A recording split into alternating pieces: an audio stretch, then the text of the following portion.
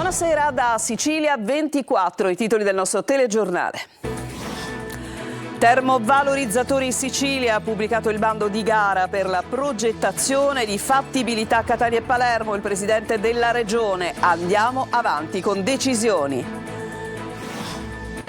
Prendi la pistola e sparagli di sopra, le agghiaccianti parole di Samuel Acquisto durante la strage di Monreale. Intanto allo Zen regnano omertà e ostilità nei confronti di forze dell'ordine. Stampa.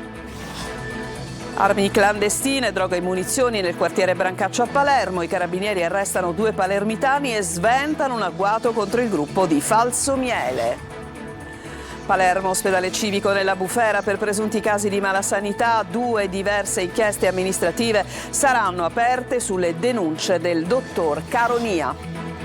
Il PD siciliano verso il congresso regionale. Dopo il ritiro della candidatura di Cracolici, il deputato Fabio Venezia è pronto a sfidare il segretario uscente Anthony Barbagallo. Catania ha inaugurato il parco Fama, oltre 315 posti auto, 12 stalli per bus. Calcio, il Catania trova il Pescara nel primo turno della fase nazionale play-off. La gara di andata domenica prossima al Massimino alle 20. Calcio in Serie B, domani al Barbera contro il Frosinone. Il Palermo prova a mettersi alle spalle il periodo no.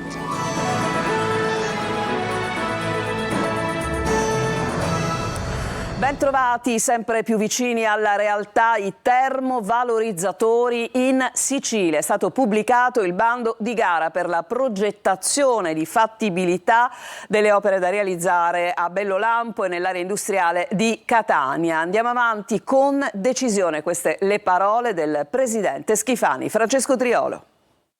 È stata pubblicata la gara per la progettazione di fattibilità tecnico-economica dei 2 termovalorizzatori da realizzare a Palermo e Catania, secondo quanto previsto dalla convenzione che la Regione ha stipulato scorso gennaio con Invitalia per la gestione di tutta la procedura di gara per la realizzazione degli impianti a Bellolampo e nell'area industriale di Catania, siti già individuati dal piano regionale dei rifiuti. Ad annunciarlo è stato il presidente della Regione Renato Schifani, che è commissario straordinario per il completamento della rete impiantistica integrata per la gestione dei rifiuti. L'avviso è pubblicato sulla piattaforma digitale InGate e sulla Gazzetta Ufficiale dell'Unione Europea e prevede l'affidamento di servizi di ingegneria e architettura relativi alla progettazione di fattibilità tecnica e economica, il coordinamento della sicurezza in fase di progettazione, la redazione della relazione geologica e del piano economico finanziario di massima.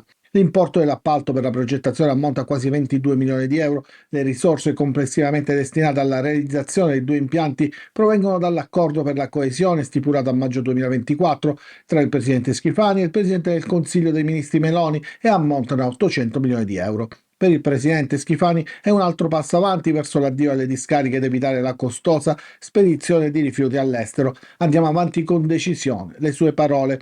Il termine per la presentazione delle richieste di chiarimento è fissato al 2 giugno, quello di ricezione delle offerte alle 15 del 9 giugno, mentre l'apertura delle offerte avverrà alle 15:30 dello stesso giorno. E adesso andiamo alla drammatica strage di Monreale. Sono agghiaccianti le parole di Samuel Acquisto durante la strage. Prendi la pistola e sparagli di sopra. È l'invito all'amico Salvatore Calvaruso, ma intanto allo Zen regnano silenzio e ostilità nei confronti di stampa e forze dell'ordine. Marco Gullà. Piglia o ferro, sparaci in capo. Sono queste alcune delle frasi che, secondo 2 diversi testimoni, Samuel Acquisto avrebbe urlato la notte della strage di Monreale per incitare l'amico Salvatore Calvaruso a far fuoco. Prendi la pistola, sparagli addosso. Parole gridate mentre la piazza era affollata in attesa della festa del Santissimo Crocifisso. Acquisto ha ribadito di non essere stato presente durante la sparatoria, ma ad inchiodarlo, oltre alle testimonianze, ci sono le immagini delle telecamere di videosorveglianza e i tabulati telefonici. Un altro dettaglio inquietante è che alcuni membri del branco arrivato dallo Zen avrebbero mostrato i muscoli in segno di vittoria, con i ragazzi a terra, ricoperti di sangue. Intanto nel quartiere continua a regnare il silenzio e soprattutto ostilità nei confronti di forze dell'ordine e stampa. Qualche giorno fa minacciato di morte questo giornalista di Rai 2. Sgommato e a tutta velocità ci ha puntati davanti anche alla presenza dei carabinieri, passati passandoci a fianco e evitandoci solamente all'ultimo. Io mi sono ovviamente scansato, l'uomo ha abbassato il finestrino e ha riferito delle parole chiaramente intimidatorie che sul momento non ho capito. Le ha comprese però il mio operatore, che mi ha riferito, avesse detto in dialetto: se non ti levi ti ammazzo. Minacce arrivate anche alla famiglia di Salvatore Calvaruso. Madre, padre e sorella del killer dello Zen hanno lasciato il quartiere. Armi clandestine, 100 dosi di cocaina e munizioni. A Palermo, nel quartiere Brancaccio, i carabinieri arrestano 2 palermitani e sventano proprio con questa operazione un possibile agguato. Il gruppo di Brancaccio stava preparando una vendetta dopo una lite dei primi di maggio contro il gruppo di Falsomiele. Eva Spampinato. Sono i cani dei carabinieri a fiutare il bottino nascosto sotto la botola di un casolare nel quartiere Brancaccio a Palermo, lo vedete. Dentro la busta di plastica, pistole e munizioni. Palermo ancora una volta si risveglia con un clima di tensione crescente. Una città dove le armi si trovano ormai con la stessa semplicità con cui si trova la droga, facili da reperire, a basso costo e pronte a innescare l'ennesima tragedia. A spegnere la miccia di un raid imminente ci hanno pensato i carabinieri, che con un blitz a Brancaccio hanno fermato 2 giovani, 25 e 26 anni, in possesso di un vero arsenale: fucili a pompa, pistole con matricole a brase, mazze ferrate, munizioni e oltre 100 dosi tra cocaina e hashish. Per entrambi si sono aperte le porte del carcere Pagliarelli. Tutto sarebbe nato da una rissa ai primi di maggio in vicolo Chiazzese. 2 gruppi di ragazzi, uno di Falsomiele e l'altro di Brancaccio, a confronto a suon di pugni e calci. I secondi, usciti sconfitti, avrebbero organizzato la vendetta, un piano che rischiava di trasformarsi in un agguato di sangue. Un'operazione che si intreccia con una spirale di violenza che soffoca i quartieri popolari del capoluogo, come dimostrano anche i recenti fatti di cronaca di Monreale, dove i ragazzi palermitani erano arrivati armati fino ai denti. In una Palermo sempre più armata, la criminalità non ha volto, ha solo troppi fucili pronti a sparare. Catania, una cavallina di soli 2 anni era stata lasciata all'interno di un recinto in via Biagio Pecorino senza acqua né cibo, ma è stata salvata dalla polizia, che l'ha sequestrata e affidata a un'azienda del Ragusano che se ne prenderà cura in attesa di rintracciare il legittimo proprietario. Gli agenti hanno potuto constatare, a seguito di una segnalazione, che l'animale era stato confinato in uno spazio aperto delimitato da un recinto di filo spinato, senza cibo, senza acqua, e presentava la punta delle orecchie mozzata. Della cavalla, portata e rinchiusa in quel luogo circa 7 giorni prima, si prendevano cura alcuni ragazzini che ogni tanto passavano da lì lasciandole del cibo. Probabilmente era destinata alle corse clandestine. 2 diverse inchieste amministrative, una della Regione Siciliana, l'altra dell'Ordine dei Medici, saranno aperte sulle denunce del dottore Francesco Caronia, che ha raccontato pubblicamente la grave gestione di un intero reparto dell'ospedale civico di Palermo. Sentiamo nel servizio. Approda alla Regione il nuovo caso di malasanità denunciato da un medico dell'ospedale civico che ha raccontato pubblicamente di interventi non necessari, cartelle cliniche alterate, liste d'attesa bypassate e tanto altro, fino ad arrivare alla morte di una paziente a causa di una operazione che secondo il sanitario non si sarebbe dovuta eseguire affatto. Le vicende denunciate sono talmente gravi che il presidente della Regione, Renato Schifani, intende andare a fondo su quanto accaduto. Ieri il dottor Francesco Caronia, che dopo una prima denuncia anonima deciso di metterci la faccia, è stato ricevuto dall'assessore regionale alla salute Daniela Faraoni, che conferma come già si sia all'opera per una indagine interna, ma invita a non criminalizzare un intero ospedale. Il fenomeno che può essere accaduto in una circostanza seppur gravissimo e la cui gravità va accertata, e sicuramente è il nostro impegno a doverla accettare nel più breve tempo possibile, siamo già all'opera. Non deve essere comunque, non deve scalfire comunque quella che è la valutazione di una struttura ospedaliera vocata alle più alte complessità che possono rappresentarsi per tutta la regione e alla quale si rivolgono tutti i cittadini di questa nostra regione che hanno purtroppo situazioni complesse da risolvere. Il dottor Caronia sarà convocato anche in audizione presso l'Ordine dei Medici, che aprirà una sua indagine interna, mentre ancora nulla si sa dell'eventuale fascicolo d'inchiesta aperto in procura. 3 gravi incidenti sul lavoro in meno di 24 ore. A riposto un operaio precipita da un lucernario mentre stava effettuando la manutenzione di un capannone. È il terzo caso dopo la donna ustionata alla STM e il giovane caduto dal tetto di San Cataldo. Tonino De Mana. È una vera e propria emergenza con 3 gravissimi infortuni sul lavoro in meno di 24 ore. L'ultimo in ordine di tempo si è verificato questa mattina a Riposto all'interno dell'industria dolciaria Dolphin. Protagonista un operaio di 37 anni, originario di Vittoria, dipendente di una ditta incaricata della manutenzione della struttura. L'uomo stava lavorando per un intervento programmato sulla copertura di un capannone quando all'improvviso è precipitato da un lucernario che stava riparando. Soccorso dal 118, è stato trasferito in elicottero all'ospedale Cannizzaro, dove si trova ricoverata in prognosi riservata per un grave trauma cranico e per diverse fratture. Sulla vicenda indagano i carabinieri di Giarre. Sempre al Cannizzaro si trova ricoverata l'operaia della STM colpita al volto, al collo e al torace da un improvviso getto di acido. La dipendente stava operando nel reparto EPI, noto come quarzeria. Ancora da chiarire cause e dinamica. Ed è in imminente pericolo di vita il giovane di 23 anni di Sommatino, precipitato dal tetto di una palazzina di 4 piani a San Cataldo, in provincia di Caltanissetta. L'operaio è caduto da un'altezza di oltre 10 metri, riportando numerose fratture, un edema cerebrale e traumi all'addome che hanno reso necessaria l'asportazione della milza. C'è soddisfazione per la firma dell'accordo di sviluppo tra Ministero ed ST Microelectronics, istituzioni impegnate per il successo del progetto, dice il ministro Urso. Plauso anche dei sindacati, ma avvertono non si può abbassare la guardia. Orazio Longo. Bene la firma, ma ora bisogna guardare ai dettagli. Dopo la sigla dell'accordo di sviluppo tra il Ministero delle Imprese del Made in Italy e la ST Microelectronics, accordo che prevede un programma di investimenti per 5 miliardi di euro nel periodo 2023-2037 con agevolazioni pubbliche superiori ai 2 miliardi e un cofinanziamento di 300 milioni dalla regione siciliana, i sindacati non abbassano la guardia. È necessario verificare il protocollo che è stato siglato, soprattutto perché i tempi, si parla di termini, lavori e finanziamenti fino al 2037, vorremmo capire fino a quella data cosa accade. Pertanto è necessario capire nel frattempo cosa accade su Catania. Sappiamo che ci saranno già delle aree dismesse e quindi dobbiamo necessariamente noi blindare quello che è il perimetro occupazionale, perché non si può pensare solamente all'uso tecnologico come sviluppo industriale per questa quota, ma dobbiamo pensare, è importante, che il materiale umano che ne fa parte. Conclusa anche la cassa integrazione per la FIM CISL, sarà fondamentale ora il ruolo delle istituzioni. Da questo punto di vista il ministro Urso sottolinea l'impegno del Dicastero e parla di tappa fondamentale per la sovranità tecnologica e industriale. Sarà costruito un ulteriore impianto produttivo permettendo la copertura dell'intera filiera con la realizzazione a Catania del primo sito integrato europeo con oltre il 42% delle forniture di origine italiana, oltre la metà nel sud Italia, con 135 aziende in Sicilia. Si stima un valore aggiunto di 900 milioni di euro e oltre 8.500 unità di lavoro nell'isola. A Catania previste circa 3.000 assunzioni dirette, di cui oltre 1.200 altamente qualificate. Soddisfazione anche dal sindaco Trantino, che assicura sostegno con atti concreti al piano di sviluppo. Di passo rilevante parla anche la presidente di Confindustria Catania, Cristina Busi Ferruzzi. Un investimento, dice, che non si limita ai numeri, ma che apre nuove opportunità con un ambizioso piano di formazione per le competenze locali.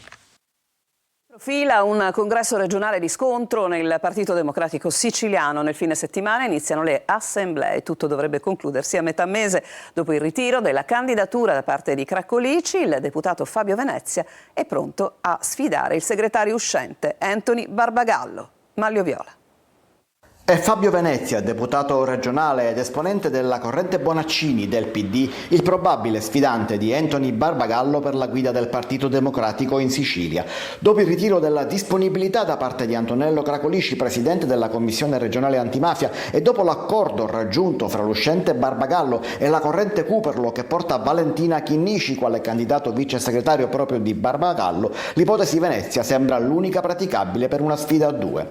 Nel fine settimana iniziano le assemblee programmatiche e a metà mese ci sarà il voto, ma il vero tema è l'accessibilità delle regole che secondo gli oppositori di Barbagallo non sono del tutto chiare e certe. Il clima nel PD è estremamente teso e secondo Cracolici c'è una scollatura fra la segreteria del partito a livello regionale e il gruppo parlamentare, critica che ha mosso proprio nel ritirare la sua disponibilità. In quella occasione l'attacco è partito anche alla volta della segreteria nazionale di Ellis Klein, rea di un imbarazzato silenzio sulle cose siciliane, nonostante il commissariamento del percorso per il congresso. Scontri e silenzi invece sono solo costruzioni di chi vuole andare sui giornali, secondo il segretario uscente e candidato a succedere a se stesso Anthony Barbagallo. Ci fermiamo per una pausa, torniamo tra pochissimo.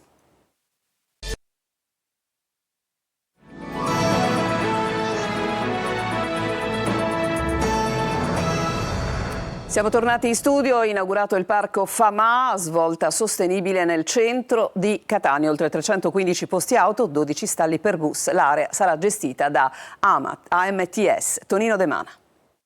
Una moderna area verde con 150 alberi e 5.000 cespugli, un parcheggio scambiatore, giochi e attrezzature per il fitness, una zona di sgambamento per cani. Si è fatto attendere, ma ora è in realtà il parco intitolato al penalista Serafino Famà, vittima della mafia. Ad inaugurarlo, con tanto di tricolore nella sbarra d'ingresso, l'assessore Sergio Parisi. Non è un semplice parcheggio, è un'area importante, tra l'altro dedicata all'avvocato Famà, un'opera importante realizzata grazie anche al lavoro della direzione dei lavori pubblici con in testa l'ingegnere Finocchiaro, un'area che certamente darà la possibilità ai nostri cittadini di lasciare qui l'auto, prendere a pochi passi la metropolitana o comunque il servizio del bus. Il parcheggio, gratuito fino al 31 maggio, dispone di 315 stalli auto e 12 per bus e sarà gestito, così come tutta l'area, da AMTS. Per noi dal punto di vista strategico, operativo e quindi della mobilità è importante, sia sotto il profilo della TPL, quindi con le varie linee che saranno nuovamente allocate all'interno del parcheggio, nonché col parcheggio delle strisce blu. Parco meraviglioso, è un coro unanime quello dei presenti. Ora però bisognerà passare allo step successivo, forse quello più difficile, ovvero conservarlo in tutto il suo splendore. È bella veramente, speriamo che duri. È veramente meravigliosa e così via, però a 2 passi da qua abbiamo il largo Bordiera abbandonato da anni. Sono stati installati anche un impianto di illuminazione ad energia solare, un sistema automatizzato per il controllo degli accessi e ben 75 telecamere. Un premio da 5 milioni di euro con un gratta e vinci da 20 è la grande vincita che un misterioso fortunato ha fatto a Solarino nel Siracusano. Siamo andati in giro per strada, ma nessuno sa chi possa essere il vincitore. Francesco Aloi. E lei il vincitore? No, mi tocca ancora vendere formaggi. Un gratta e vinci come questo, 20 euro per vincerne 5 milioni. La dea bendata fa tappa a Solarino nel Siracusano. Da questa tabaccheria un fortunato ne è uscito milionario. Spera che sia uno che abbia tanto bisogno e con questa somma riesce a risollevare le sue finanze e anche quelle degli altri. Come sempre caccia al vincitore. Uomo, donna, giovane o anziano, nessuno ha idea di chi possa essere. No, il paese è piccolo, però non ho idea, non ho veramente idea. Io non capisco manco quanto sono 5 milioni di euro, non ho la più pallida idea. Per me è una bella giornata e speriamo anche per lui. C'è chi spera che una parte della vincita possa essere investita in qualcosa di molto importante, come la beneficenza verso chi ne ha più bisogno. Cosa se ne fa con tutti questi soldi? A voglia. Lei cosa farebbe con 5 milioni? Di tutto. Farei qualcosa per la mia famiglia, per i miei figli, per tutto quanto, e poi farei beneficenza. Nel frattempo qui si continua a grattare. Chi si intende di matematica e più in particolare di calcolo delle probabilità sa benissimo che è quasi impossibile che ci sia un altro biglietto vincente da 5 milioni. Però, come si dice, tentar non nuoce. Alla salute del fortunato vincitore! Alla salute! Ha preso il via a Catania il corso per assaggiatori di vino qualificati, rivolto ai ragazzi non vedenti e ipovedenti. Il servizio. 4 lezioni da mezza giornata ciascuna per 4 settimane, raccontando l'uva, la vigna, le tecniche di vinificazione, le qualità di un buon vino. L'obiettivo è quello di formare assaggiatori di vini qualificati. Il corso, rivolto a 15 soggetti non vedenti e ipovedenti, è nato dall'intesa tra Lions Club Catania Mediterraneo, ONAV, Organizzazione Nazionale Assaggiatori di Vino, e Unione Italiana Ciechi e Ipovedenti, con il sostegno delle cantine Alcantara. Chi non vede può percepire aromi, profumi, sapori che noi probabilmente nemmeno riusciamo a percepire, e sono convinto che studiando questi ragazzi possono dare qualcosa in più. Quindi l'idea è venuta per dare una possibilità a questi ragazzi in un mondo che soprattutto in questo momento sull'Etna è esploso. Sull'Etna, quando io ho iniziato, eravamo 40 cantine nel 2005, oggi siamo circa 300-350 imprenditori. Sottolinea il valore dell'inclusione e delle opportunità lavorative dell'iniziativa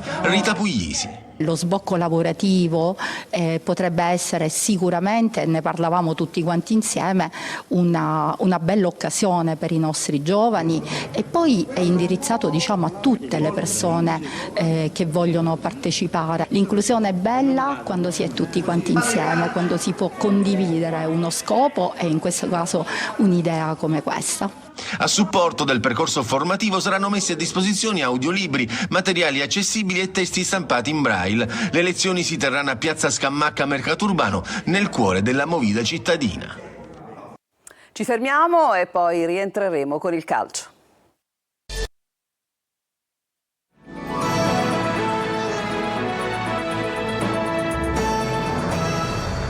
Siamo al calcio, il Catania trova il Pescara nel primo turno nazionale playoff, partite di andata e ritorno adesso con la prima sfida prevista domenica al Massimino. Sentiamo.